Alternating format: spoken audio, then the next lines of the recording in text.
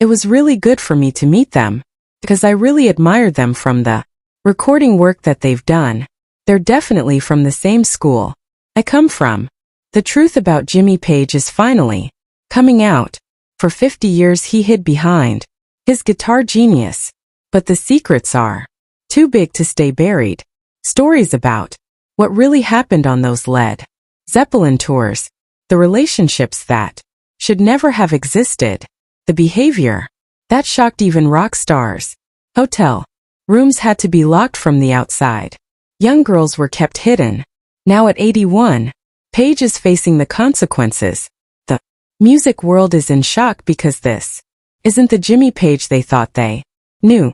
Jimmy Page was born on January 9, 1944 in Middlesex during the middle of World War II. His father worked as an industrial personnel manager at a plastic coatings plant and his mother was a doctor's secretary.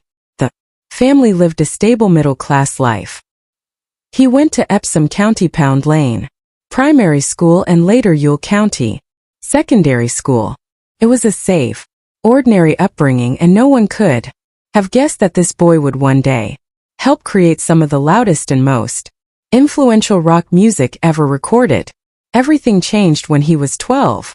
In their Miles Road home, Jimmy found a Spanish guitar. Nobody knew where it came from or who had left it there, but it sparked something in him. He became obsessed with Elvis Presley and especially the guitarists who played with him like Scotty Moore and James Burton. He also admired Lonnie Donegan, Little Richard and Jerry Lee Lewis.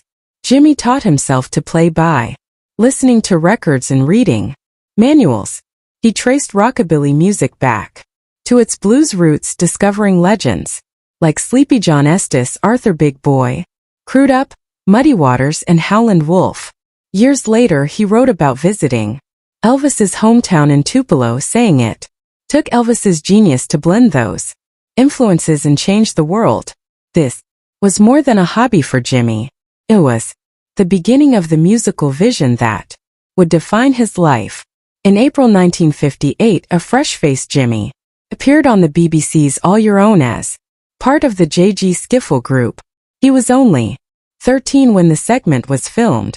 On air, he spoke about wanting to be a musician, but also about his interest in finding a cure for cancer if it wasn't discovered. By the time he grew up, the skiffle craze was huge in Britain then, and this TV moment showed him performing for a national audience for the first time. It was a small step, but it planted the idea that music could take him places far beyond his school in Westview. As a teenager, Jimmy faced a choice.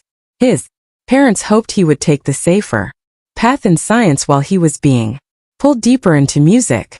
He studied at Sutton Art College but spent most of his time playing in clubs and on street corners. By 1963, when he was 19, he decided to give his life to music. He admitted he didn't know if he would succeed, but he knew he wanted to be part of it. By the mid-1960s, Jimmy was one of London's busiest session guitarists, sometimes working 3 recording sessions a day, 6 days a week. He could play rockabilly, blues, acoustic guitar, and even harmonica. Producers loved him because he could adapt to anything instantly. Other musicians called him Lil Jim P to tell him apart from Big Jim Sullivan. This constant work not only made him money but also taught him everything about recording and producing music, skills that would become crucial later. Jimmy was often hired as an insurance guitarist in case a band's own guitarist couldn't finish a recording. He played on early tracks by the Kinks and the Who, sometimes uncredited. For the Who's I Can't Explain, Pete Townsend was reluctant to let him play, but Jimmy still appeared on the B-side, Bald-Headed Woman. This behind-the-scenes role meant that his guitar was on many famous records without most people knowing. In August 1964, at just 20, Jimmy played guitar during the recording of Shirley Bassey's Goldfinger theme at Abbey Road Studio 1. He watched her nail the song in one take, only to collapse after holding the final note. For so long, this was also the first time he worked with John Paul Jones, who would later join Led Zeppelin.